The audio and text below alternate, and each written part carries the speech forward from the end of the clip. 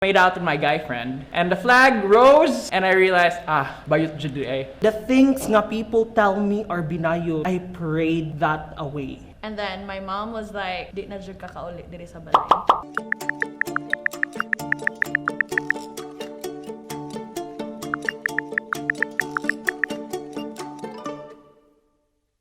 Hi, I'm David Jones Kua. I'm gay. My name is Drew. I am gay. My name is Van. I'm a trans man. I'm PJ and I identify as gay. I'm John Dare. I identify as gay man, but I also do drag. I'm Angel, and I'm a transgender woman. I am Alvin Sawan. I identify myself as a bisexual. I'm Chase. I'm a trans man. I'm Chris, and I identify myself as a lesbian woman. I'm Ivy. I identify myself as a lesbian woman. And this is our coming out story.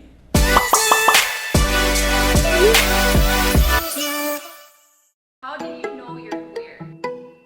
Tingnan ko sa akong relatives, sa akong mama, papa, sa ako ang mga silingan. I was growing up and they were telling me nga, "Uy, kabayot ni mo, uy." Me at that age, like, wala dyan ko kay baon sa bayot. Then I just got those ideas and notions from them. I think ever since I was a child, I kind of knew that I'm already gay. I played spin bottle, and I made out with my guy friend, and the flag rose, and I realized, bayot jud eh. And I tried so much to fix it and correct it because everybody else around me kind of they told me it was wrong. Ever since I was 7, I already identified as a boy. I didn't exactly know the right term to call myself, but as early as 4 to 5 years old, I've already seen myself as a boy, and I've already felt like a boy. When I was in college, that's the time when I decided to transition. Passing through the gate, and then there was this kanang murag butch-looking people, and then murag sa akong mind kay murag ganahan ko nila or maganahan ko parehas nila. Murag nga ang akong question sa akong mind. What was it like growing up?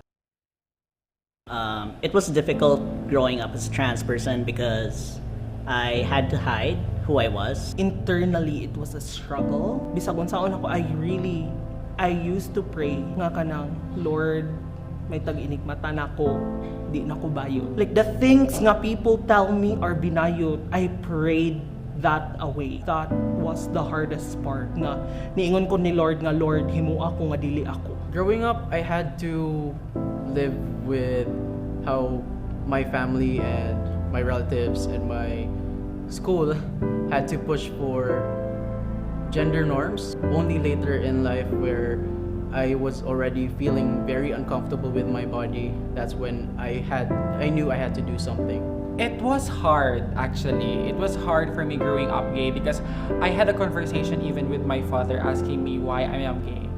And it's sad because I kind of answered him like, do you want me to be straight and be like you?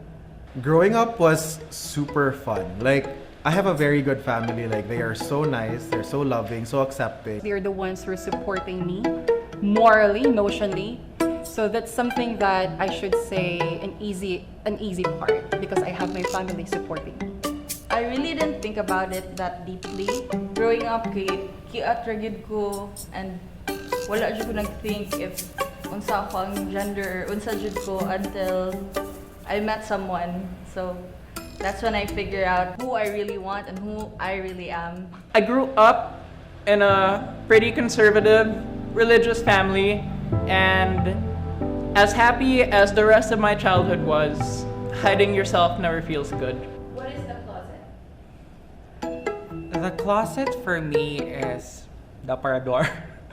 It's a phase in every gay person's life. A place where people try to hide themselves in the fear of being judged by other people. It's a line nga wa pa nila na cross. Where you think you're in a safe space, but sometimes the closet brings out the worst in you. The closet is the place where gays learn to dress. That's why we dress better than you. How did you come out? I opened the closet.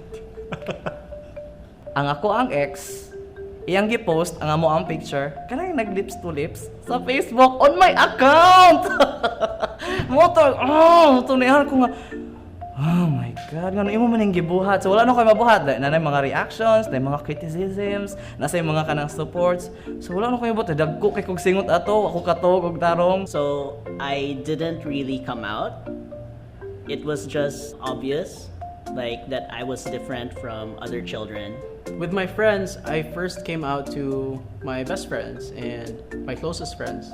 I talked to them one at a time because that's how I felt what would work best for me. They knew I was gay even before I knew I was gay. The moment I came out of my own closet was when I started to accept myself, Jud. Coming out for me was not as hard as other people's story because I knew from the start that I am gay. My mom noticed ba nga I keep bringing girls because I have a girl barkada, and when she asked me, I answered her and told her that, and since then she never questioned me again. First person that I actually told those words, those 3 words, very powerful 3 words, was a good friend of mine named Rosel Reyes. She was trying to pair me up with people, and she was confused on if she would pair me up with a girl or if she would pair me up with a guy, because I wasn't out yet. And like I felt very safe in that moment for some weird reason. It just felt right. I told her na I am gay. When I met Ivy, and then my mom was like, if magdagan ka ng lesbian again sa kuang house, then di na jud ka kaulit diri sa balay. I called her and then I said, okay ma, sorry jud kaayo ha, but then I'll be leaving na di ay because I'm also a lesbian, and if you can't accept me for who I am, then sorry. What changed after you came out? After ato, si mama kay ni-reach out nako again, and then she was crying. Nga na siya, sorry jud kaayo ate. Nga if wala sila ni-accept sa ako ang whole process, but karon kay okay na, please come back na. Kanang murag happy na siya, and then murag mas honest ang environment. Mas free ko sa akong kagalingon kanang wala na ko gitaguan. Ay bitan ko og tonok nga. Okay, dawat ra man dai ko nila. Okay ra man dai sila. When I came out, everything was there were no inhibitions anymore. Yeah, I felt like a weight on my shoulder was gone.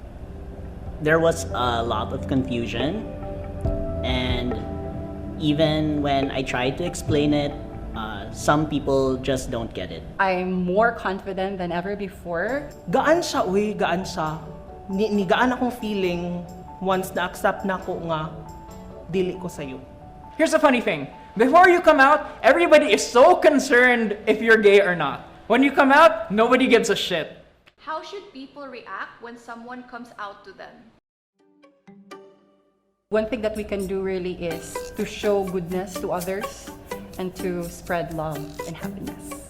The people around you shouldn't react negatively. I think for parents, it's best na they listen to their kids and really try to understand what they're going through, because it's not easy. If you're not ready to accept them, that's fine. Just let them understand that you're also trying to adjust and cope up with the changes. In an ideal world, I hope people are more accepting, not just tolerating. You should choose love over your own biases. Like the way you treated your son before he came out, that's the way you should react. How you treat your friend before he or she came out, that's how you should react still. Kaya at the end of the day, they were just sharing a part of them. If happy imong anak or happy imong friend nga ingon anak siya, i-support siya. When a person comes out to you, you should at least try to understand where they are coming from. It would be more of a help to that person who come out if they will be accepting. Should gay people come out? Did straight people come out? Like, ang mga lalaki ni gawas na sila nga, hi! Lalaki di ay ko.